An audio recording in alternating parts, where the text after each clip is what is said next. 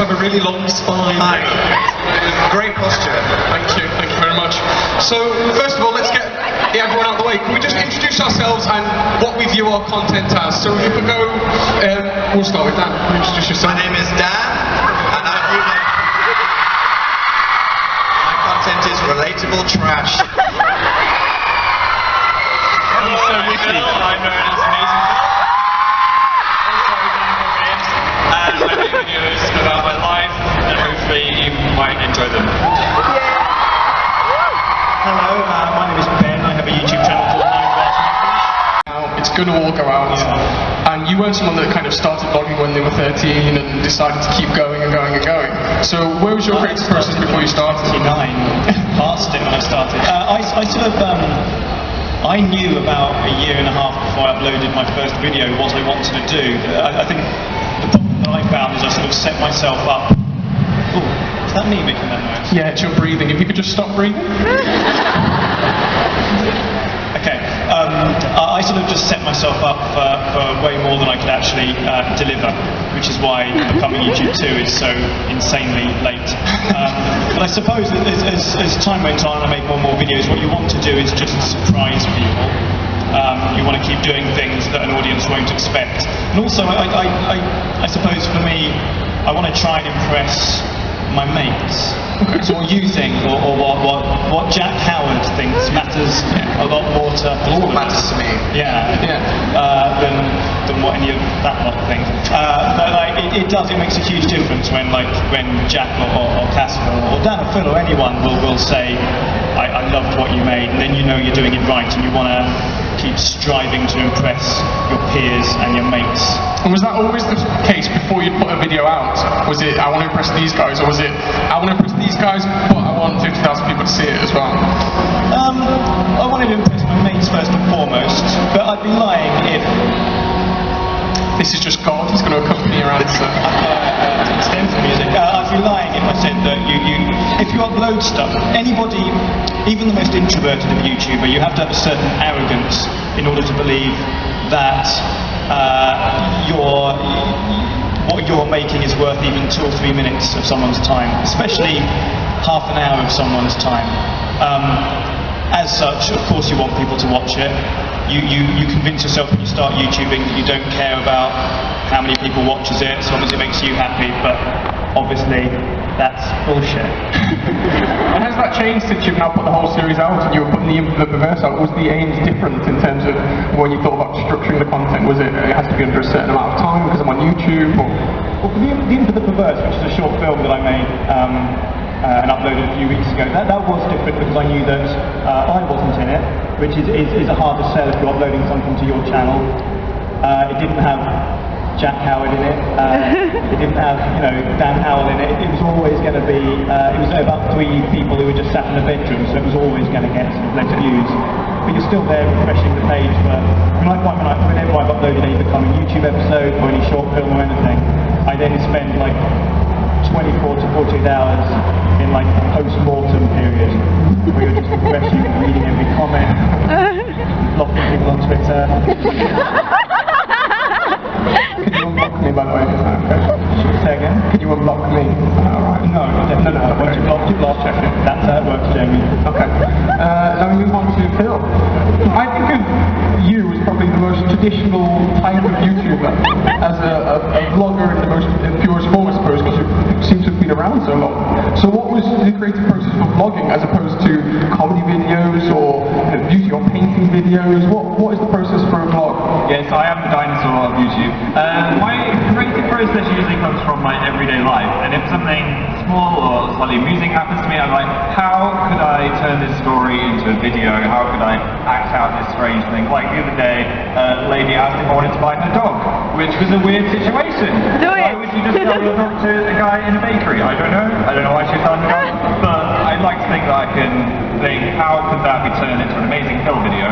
But I try not to think too much about the reaction to the videos, it's more just about how I like to make them, and then I just see what people say and hopefully they enjoy them. And as you keep going, I suppose that you would start to form more of a succinct process in your mind, because I suppose when you start, was it clear what you were aiming to do, or was that No way. If you watch my first videos, they're all over the place. There's like a video with no They're edit, nice. and then this messed up thing where I'm climbing into a wicker basket and the world is ending. It's like, it's a strange place, but I think I've flowed into more of a style, and now I know what I'm doing a lot more. I think after 9 years I probably should know what I'm doing. And same for you, and last but not least, how have you found your creative process was at the beginning, and how has that evolved? Or what were the things that made it evolve? Was it just making things for a long time, or was there a factor involved? Yeah, well, my content definitely improved over time. Any fans of Hello Internet out there? Yeah. It can start off really bad and get better. My difference is that compared to a lot of, especially the old school bloggers like Phil, I kind of came in after a few years of watching all of the people like Charlie Like and Shane Dawson and people already doing what they do.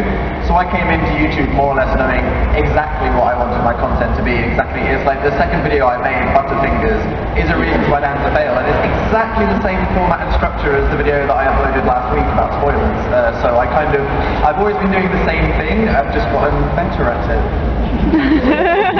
You've got much better, thank you.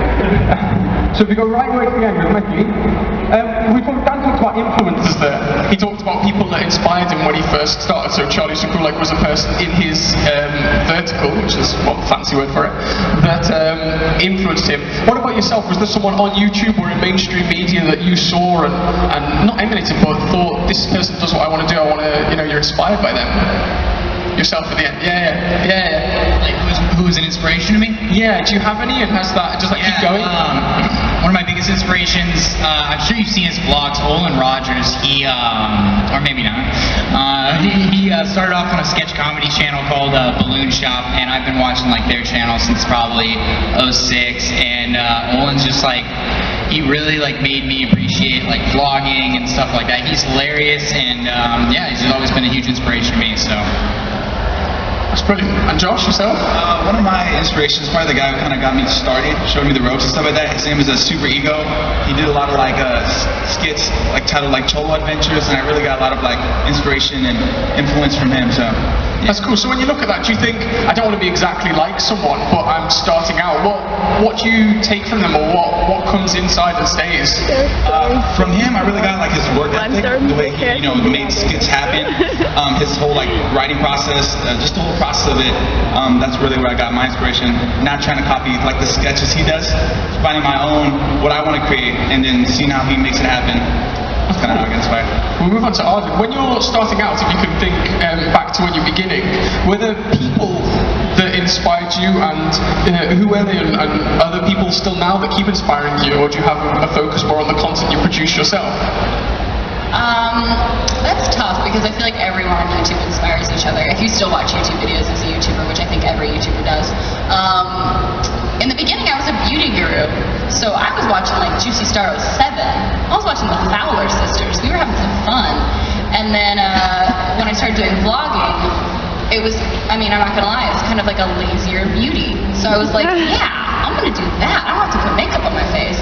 But no, I would say that most of the inspirations I have are not always on YouTube. A lot of times I'm obsessed with anything on Comedy Central. I find that a lot of the jokes that I make are things that I've just stolen from TV. So I'm really selling myself, aren't I? I find that most of the time inspiration comes from just what you're ingesting all the time. Let's move on to see, because we're on a time limit today, I don't know if you've noticed, we want to talk about what is the most important element in your process. So maybe if we start with Ben and then go to Jamie, if you had to distill what the most important element is to you in the factory when you're becoming a YouTuber or in a film, what is that key thing that every time you know you have to nail? The most important element in... Oh man. It's an easy one, just take your time. Like for me, I know the most enjoyable stage, and perhaps because it is the most important, is the editing. Like you can save something you've completely cocked up in an edit. You see something really like taking shape, and sometimes it surprises you. I think once you're, especially more filmic stuff and narrative stuff and sketches and short films, you kind of should know when you get to the set what it is you're filming, and there isn't much leeway. Whereas when you're sat there at 4 o'clock in the morning and you're editing, and suddenly you get an idea, or you can change the whole nature of a scene with a certain shot or a certain look or a certain line or a bit of voiceover. That's kind of it's both the final stage editing, but also I think the most exciting. So I guess that's the most important to me. Well, how about yourself, Jamie? What's the most important thing to you? Are you thinking, okay, I want to do this picture in a style of this, or what is the most important factor for you in creating your content? Well, recently I've actually been working for Disney and DreamWorks, so right now it's making it kid-friendly and making it, maybe if I'm doing a tutorial or something, making sure it's something that someone can replicate and do themselves. On my own channel, though, it's more of how complex can I make this to make sure that no one else can do it. So it's kind of a weird process for me, I guess. So I'm in between those zones. So Phil, if you had to distill for someone, what is the thing that you keep coming back to when you make your content? What would that be? What's important to you each time? It's me. It is. It's like that, I don't know. The most important thing. What's the question again? Sorry. What is the most important thing for you when you make your video type things? Most important. I think the idea really. I'll have loads of ideas, and I'll think, will that actually make a good video, or can I not blow up a space station? Probably not. But yeah, I think ideas are really important, and you can develop write loads of ideas down. Just keep a book in your pocket and a little notebook, and then you can write down anything that inspires you slightly, and that can turn into a video. You don't even know, like 3 months down the line, you'll be like, what is this 7-second challenge I've written down? Should I make a video? That's probably going to be a lot. Hashtag fun. To try something out as well, because I've tried out some ideas that I thought I'm just not going to work at all, and then they've turned into what I think pretty good videos. Hopefully you agree. But yeah, I'd say the idea is my most important thing. And Dan? Yeah, I think definitely the idea is the most important thing, because like Ben said, I approach my content as they're really all about things. It's like my videos, they're always kind of me exploring a topic for 5 minutes. So for me, I want to come into the video basically knowing exactly what I want to say about something. So usually the entire video comes from a single piece of inspiration, which is usually just like the title of the video in my head. It's like the other day when my friend spoiled the ending of a TV show for me, I was just like, oh, that's really annoying.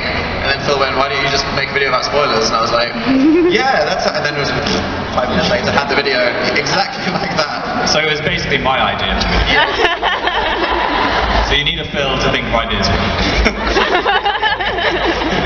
So before we open up to questions, I want to find out 2 key things, because we can think about our creative process, but after when we look at something, what is it that makes us think that's a success? So we're interested to start with Arden. What makes a video a success to you, and what makes a video good to you, and are they the same thing or are they different? Most of the time I think a video is a success to me if I have a really positive comment section, and if I get a lot of likes.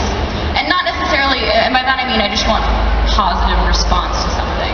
Like, it doesn't necessarily mean that a video has to get amazing views, but if it means that someone is connecting with it and really appreciating either the hard work or whatever else is in that video, depending on what it is, then I appreciate that more than a 3 million view video. You know, I would rather have someone really, really like a video than watch it 10 times. But I guess that's kind of one of the same. So I'll pass that down to the end. So Josh, what is it when you look at a video posthumously after you've made it, you say this is a success because, or this is good because, and is there a disparity there? Yeah, I guess for me it's like when I script something out and I film it and then I edit it, and the way I visualize it came out in the final product, I'll be like, this is a success. Because a lot of times, I film it and when I go to editing, I'm like, okay, this does not translate the way I wrote it and stuff, Or the other way around, like I'll write something and then when I edit it, I can save it, but when it just all works out, smoothly, I consider that a success. That's cool. So we pass it on to Mikey. What's your markers for success? And then also for goodness? I think for me it would be something that I worked really hard on, but when it's finally done, I'm really proud of it, and I can walk away and say that's the most that I can give at this specific time with the time that I had for this project. But I think it was more than enough, and I'm super proud of it. Yeah. I think I can all relate to that. We could talk about what we think you need to know about creative process all day long, but it'd probably be more beneficial if you guys asked us about your stuff. Who has a channel by show of hands? Oh, I expected a lot more. So if we kind of think about your own channels and your content and what you're interested in knowing, what is it about creative process you want to know? Your hand shot straight up. Was it up already and I didn't notice? Should we have a question? Let's have a running microphone running around. I mean, don't hurt yourself. You can walk if you want. It's good. Health and safety. Just introduce yourself. Introduce yourself and fire your question away. Hi, my name is Kirsten. I just wondered, when you upload a video that's kind of different to what you like, that changes the tone of your channel, how can you be sure that your viewers are going to like it and it's going to be a success? That's a really interesting question. Who wants to go with that? I suppose, Arden, you've changed your video style. I can totally talk about that. It's really hard because, at least for me, I swear I want to make 20 different types of content. I really don't like thinking that I'm a vlog channel, because I would love to do short films. I would love to do beauty videos again. I would love to do just anything that's out there on the web. I would love to upload a 40-minute video of me talking about something. That would be awesome. But I think now it's become something where I kind of have to cull it a little bit to make sure that everyone else is happy. I can't, as sad as it is, it's almost like I kind of have to put my happiness second to whatever my fans want, or subscribers. But I don't think you should start off your channel in that mindset. I think you should do whatever you want, and that should be your channel, doing whatever you want. I really wish I could do that. Does anyone want to jump in on that, or we'll jump to another question if no one wants to jump in? We good? That's who wants the next one? You waved at me. Have we got the microphone's down here. We'll do this one. Sorry. Hi guys. What do you do with the blog when you cannot get the ideas out? So what are your options to do that? So if you hit a creative wall, what's your name, sorry? It says her. Hello. So if you hit a creative wall, you can't get your ideas out. Does anyone want to come in? I'd say go somewhere that you don't usually hang out. Like, me is outside. So if you go for a walk around a park, or just do something, get some energy into your system, and just then it'll make your mind think about different things. If you've been in your bedroom all day, you're trying to think of an idea, you're staring at a blank wall, just go and change your settings, scenario, write things down, listen to music, and then hopefully that'll spark something up. Or just watch someone else's videos.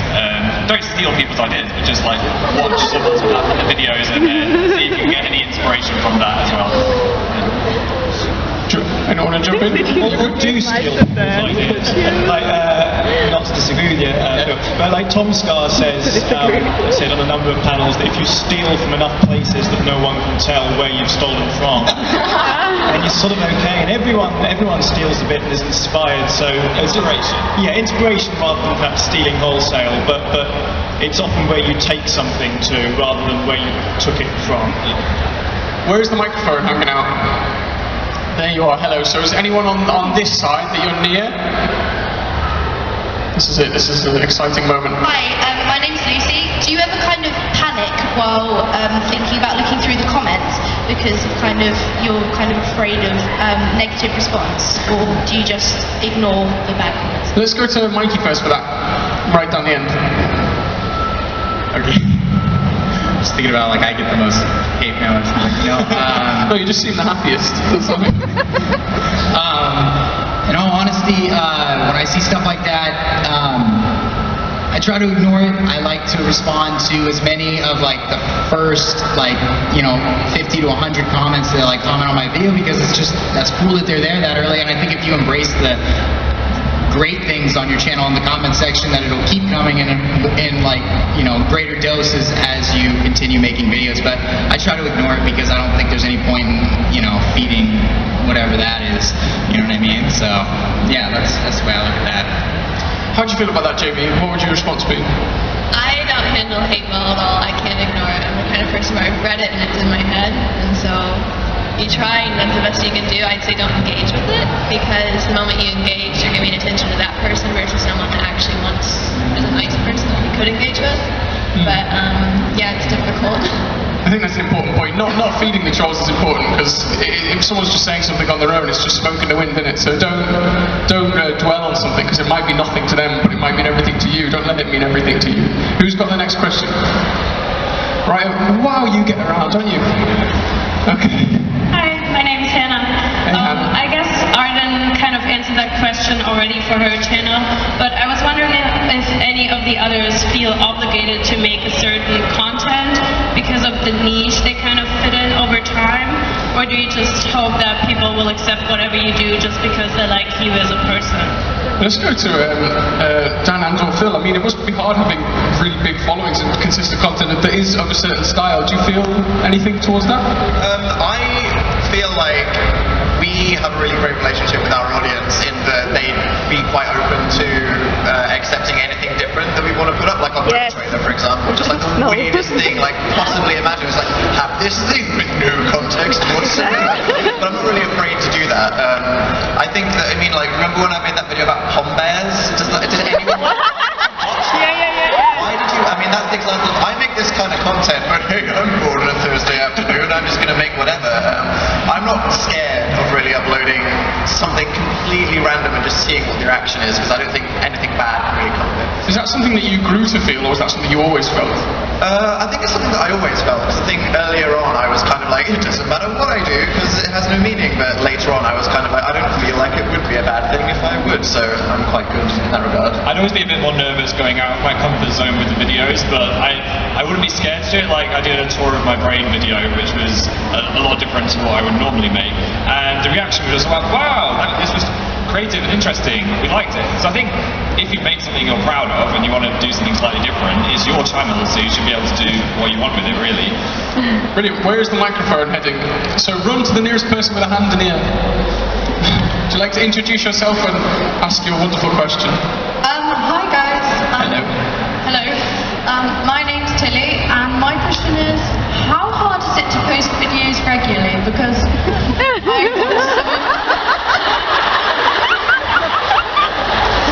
I watch some of your videos, and sometimes it's like months in gaps. So, no offense, I love your videos. I feel like somebody wants an answer from me there. The thing is, like, me and Phil, obviously, we do like a billion things that everyone knows we're doing at the moment, but I don't feel, there's this whole kind of YouTube, kind of creator vibe where it's like, you feel like you have to make a video once a week, you have to do this, you have to do that, and it's when people feel that they have to follow the same kind of like concrete schedule, like YouTube has no rules, it's like you upload a video, that's the only rule that there is. Everything else was kind of imposed by the creator community, all these trends that people do. So for me, it's like, I'm not going to compromise the quality or originality of my content just to try to get something, because I tried to do that for a bit in 2012 when I wanted to die, and I uploaded a couple of videos and I was like, no, that's awful. So now I'm like, I am quite happy because of my, I'm not losing touch with my audience because I'm still active on all these other things. For me, it's just about, I want to make content that I'm proud of, that I think is good, and I'm not going to upload it until I think it's worthy. And thankfully, I mean, this is a privilege that I have in that I can do that now because I've got an engaged audience.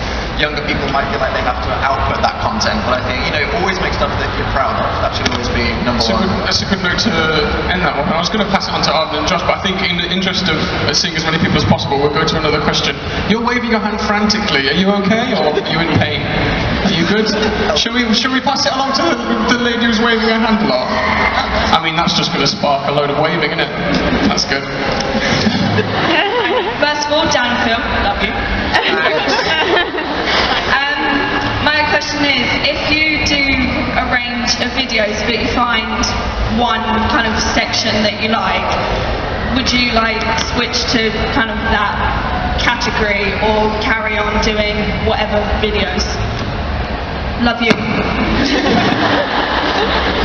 I don't think I'd ever fully switch to making different videos from the main. That's my party trick there for you. Random explosion noises. The main amazing Phil things, but we made a few gaming videos ages ago. We never even posted them. We just made them to see if that was something we'd want to do. Would this be bad? Would this be bad? Would this be a thing? And we enjoyed it so much that we make a whole new channel out of it rather than changing our original content to include gaming. So it's a...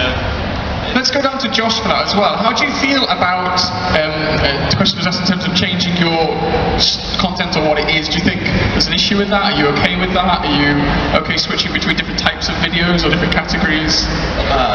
Well, I mean, I feel like I'm very different with my videos. I don't really stick to one specific format. I kind of just do what I want for that.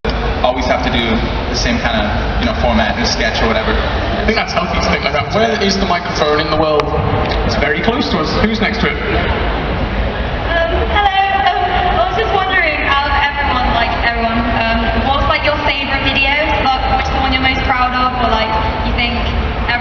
the most, or just was like really fun to film or things? What was your name?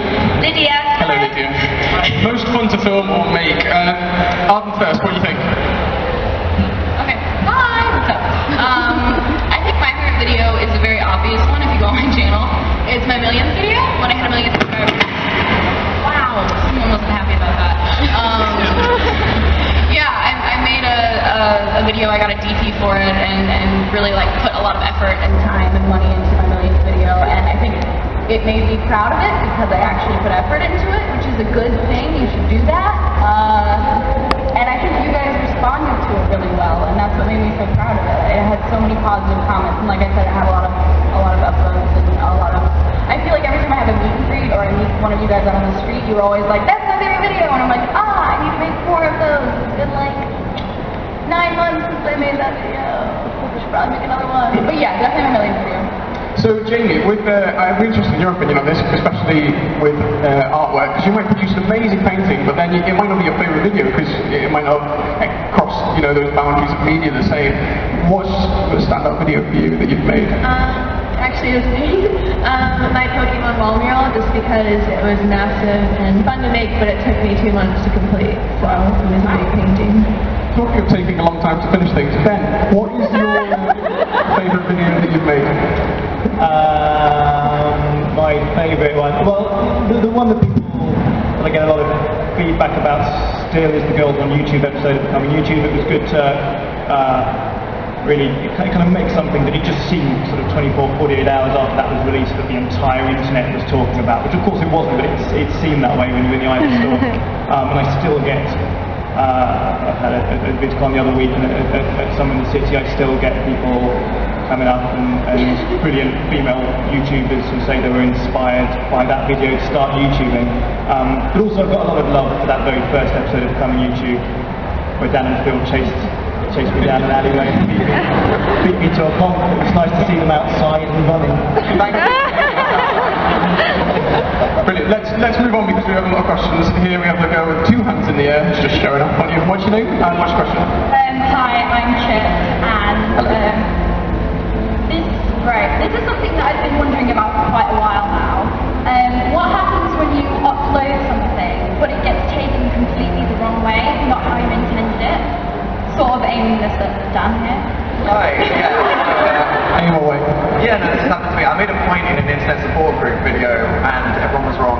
But I just clarified it in the description and that was why I got really angry and I was like, I wrote this big thing. And then it was fine. I clarified it. The thing is, I have a really great casual conversational relationship with my audience, so I was like, I'm going to clarify it in the comments, and then when I do a live show, I'm just going to talk about it. So for me, it's like why I like doing my live shows. It's just casual conversation, but I feel like I have such a casual conversational relationship with my audience that I can just like tweet, I can just reply to people on Twitter, I can do anything. So for me, it's like a video isn't this huge daunting thing where it's like, oh my god, it's out there in a video, that's it now. For me, it's like the conversation can still go on in a million ways, even about the video after the video's up. So yeah, I don't feel too locked in. Let's take another one. Was that going to get a round of applause? That was, wow.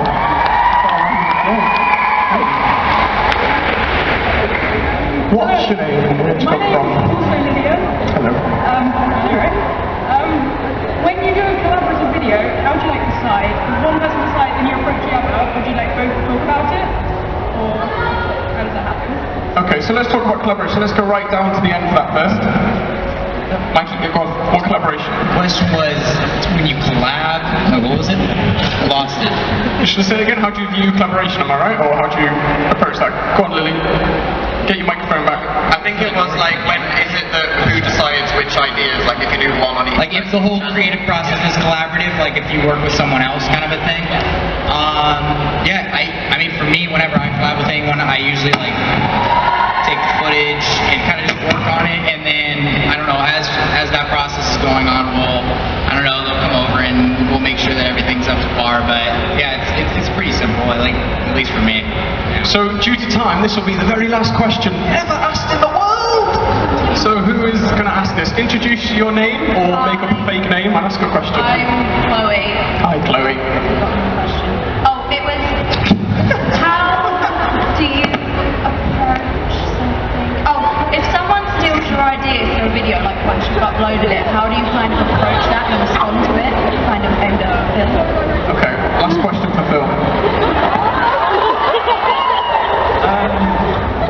How do you approach that? I think you just have to be flattered that someone liked your idea enough to recreate it. Yeah, I mean, like in our vlogging culture, a lot of it is people assume that everything's a tag, and I think that everything's always a mistake. So it's kind of it would never be like, no, I've got a video of this. It's not like that. I think it's like Ben was saying, people can take ideas and change them, and as long as they change it enough to make it their own thing and credit the person in the description and say, hey, I was inspired by this person, I'd be totally fine with it. So, I mean, yeah, there's etiquette, but Phil's just a lovely person. yeah, I would never go around to their house with pitchforks. I'm gonna break your legs.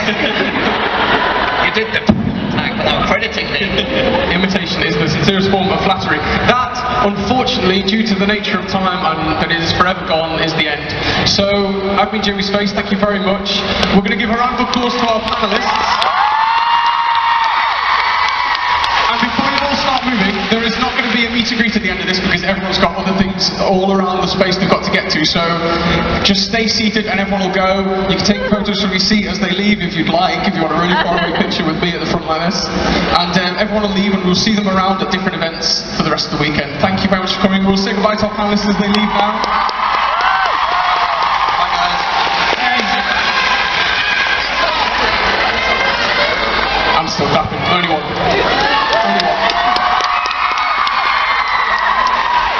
So we'll let them all go, because otherwise it'll turn into 28 days later and we'll all go mental, won't it?